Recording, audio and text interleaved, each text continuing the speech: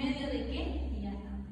Circuito mayor y ya es más complicado, como han visto, ¿no? El cañón de la aorta, la arteria abdominal, la arteria torácica, subclavia, cavidad primitiva y todo, etc. Ni modo que le tocó circulación mayor. Pero no solo debes hacer esa pregunta. Les explicó Crono. Si estoy diciendo que todas las arterias son rojas, ¿por qué hay una arteria pulmonar azul? Estoy segura que alguien quedó en clase y le hizo la misma pregunta. A ver.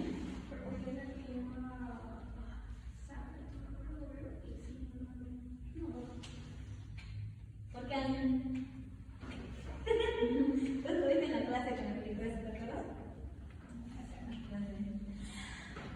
Porque todas las arterias son rojas, pero ¿por qué esta única arteria en azul se llama pulmonar en sí? ¿Qué es lo que tienen las arterias? ¿Por qué están compuestos los vasos sanguíneos? Por 4 capas: capa fibrosa, capa muscular, elastina y endotelio. Esas 4 capas componen a las venas, a las arterias y los capilares. ¿En qué se dividen las arterias?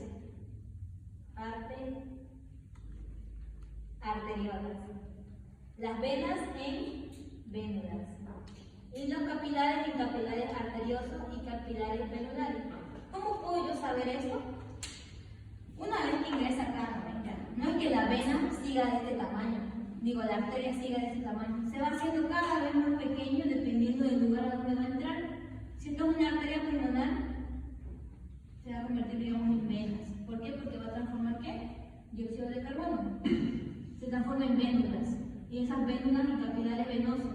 Y esos capilares venosos en arteriolas. Esas arteriolas en arterias y así sucesivamente. Les voy a explicar por qué es una arteria pulmonar azul y no es roja. Las arterias pueden soportar mucha más presión de sangre, o sea, mucho más volumen de sangre, son más gruesas. ¿Qué significa eso? Que tienen endotelio, mucho más endotelio. En cambio, las venas son delgadas, son frágiles, pero lo único que diferencia entre una arteria y una vena es esto. Las venas siempre, pero siempre, no todas, van a tener estas cositas que se llaman válvulas. Válvulas, pero aquí se le llama valvas venulares. ¿Y cuál es la función de estas valvas venulares? Como una puerta, una cortina. La sangre entra, pero no vuelve a salir de ella.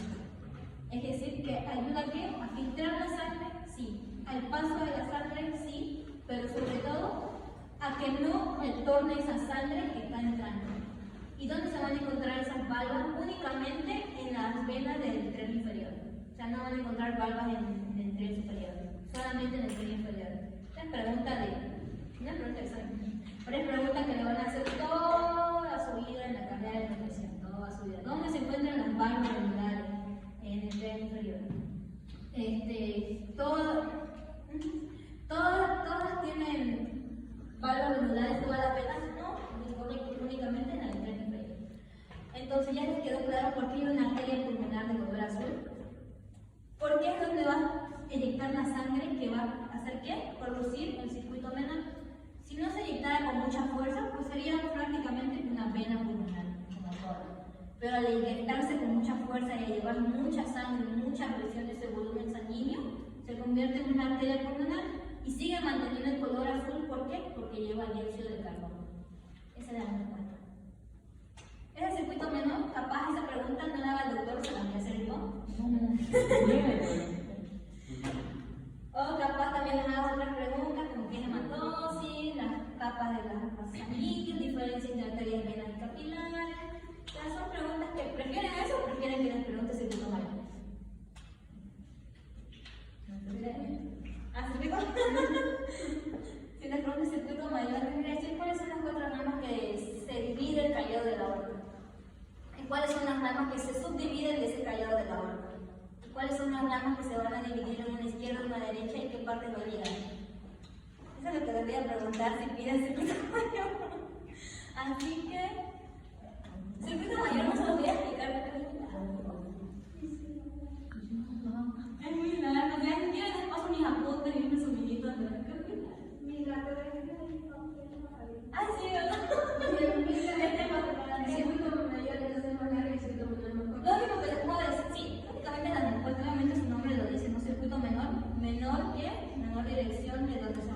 direccionar la sangre. El circuito mayor, una mayor responsabilidad, digamos, mayor función. El circuito mayor siempre va a comenzar, si aquí comenzó el circuito menor y aquí terminó, entonces va a comenzar en el ventrículo izquierdo y va a terminar en la aurícula derecha. ¿Entienden? Lo contrario. Si comenzó en el ventrículo derecho, el circuito menor va a terminar en la aurícula izquierda. Y el circuito mayor va a comenzar en el ventrículo izquierdo y va a terminar en la aurícula derecha. Eso es todo lo que puedo decir del circuito mayor. Como dije, mucho. Y ya tuvimos como 2 semanas para estudiarlo, ¿no? Supongo.